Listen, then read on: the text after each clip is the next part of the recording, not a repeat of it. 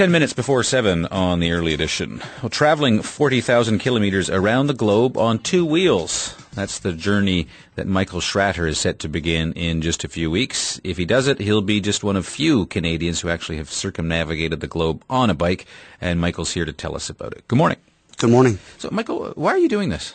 To speak out against the stigma against mental illness, and for I have a great pleasure in traveling by bike and traveling in general and exploring cultures. Well, when you talk about the stigma of mental illness, can you be a bit more specific? What are you talking about? Well, it's hard to believe, but I think here we are in the third millennium, and there aren't many afflictions that afflict the human condition that still have that stigma, that fear and misunderstanding. But mental illness, I think, is one of those sort of last sort of tenacious afflictions that still sort of has people acting irrationally, I guess, when they hear of someone that's afflicted with mental illness. Well, in the sense that if they know you have, or they've heard you've had some sort of mental illness, they come to certain conclusions about what kind of person you are. Exactly. Yeah. On the other hand, I don't mean to be too flippant, but I sort of think, okay, here's a guy, you're obviously in great shape, he's going to ride around the world. You almost want to say, what are you, nuts? Nuts I am, yeah.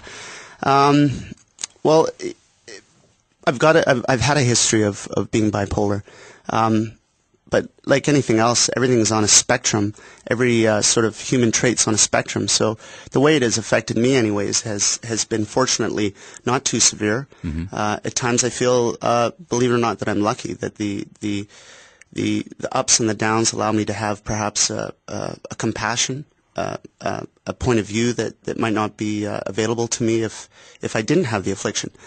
But what has become painfully aware and over the years is that you have to hide. It's almost like you have to, or at least you get the feeling if you're dealing with a mental illness that you have to hide. Yeah. That if you were to talk about it appropriately, let's say, but talk about it or acknowledge it, you may lose employment opportunity. Yeah. I remember doing an interview with a Canadian general who told me, who suffered from a couple of different mental illnesses, and he said, if you're missing an arm or a leg, or you have a physical disability of some kind, people can sort of know it and see it. Yes. And when they hear that, there's not quite something right upstairs, people come to all kinds of conclusions about you, and it's very, very difficult to deal with. Yes.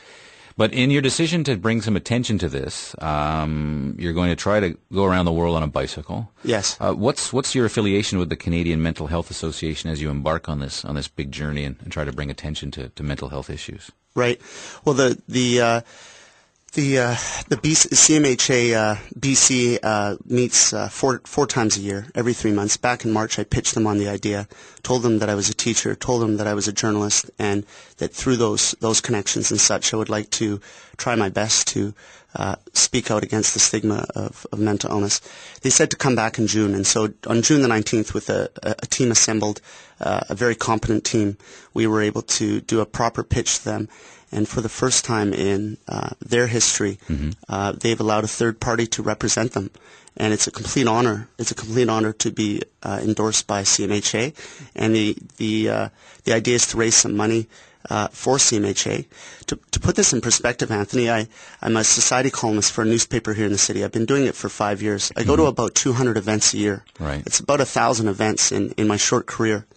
And I can count perhaps five out of 1,000 events that have been related to mental wellness or fundraisers for the downtown east side or so forth. Right. Yet something like the Cancer Agency or the Heart and Stroke, both wonderful organizations, there's probably one a week in the city, right. if not two a week. Yeah. So there's another example of how deep the stigma is. There's no appetite. There's nothing sexy, I guess, about mental illness. And so it sort of restricts the fundraising. Well, I think you're doing a pretty good job bringing some attention to it, but if I can go back to the actual event of what you're doing, Sure. Can you give us an idea what your route is like and how much prep you've got to do?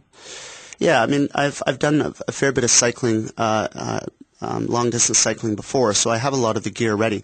But you need lightweight camping gear. You need your tools. You need, of course, extra tubes, extra tires. And you have panniers, and panniers are simply bike bags, one on right. either side of my rear wheel, one on either side of my front wheel, the sleeping bag, the tent and stuff on top of the wheel, bungeed on top of the back panniers. The idea is to go light, of course.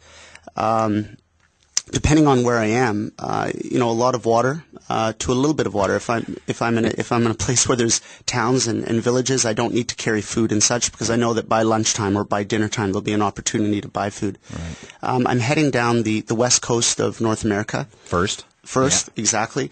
The idea there is to have the least amount of variables possible. So everyone's speaking English in Washington, Oregon, California. Right. I'm close to home. Find myself into Central America. I cross into South America. I go down the west coast of South America, the Pan American Highway. Mm-hmm. From Santiago, Chile, I cross over the Andes to Buenos Aires. So Chile, then across to Argentina, and then Australia, up the Gold Coast. Right. From Cairns into Southeast Asia. Right. Southeast Asia, from the top of Vietnam, Saigon, I fly to Beijing, underneath Mongolia, across China, into Kazakhstan, then Israel, then a bit of Egypt, quite a bit of Egypt, then over to Morocco, fly from Cairo to Casablanca, and through Morocco, cross the Strait of Gibraltar, northeast across Europe to St. Petersburg, and I'm done. I guess. Heck of a trip. Well, listen, it's been a pleasure meeting you. I'll give you my number so when you're in Beijing, give me a call and see how you're doing, because that'll be sort of the halfway point, I guess, right? More halfway is somewhere in Australia. Okay. But I'll take you up on that. Beijing it is. Okay, I'll see you in Beijing. It's a pleasure to meet you. Thank you. All right. Michael Schratter is a Vancouver man, and he's set to begin his journey around the world by bike at the beginning of August.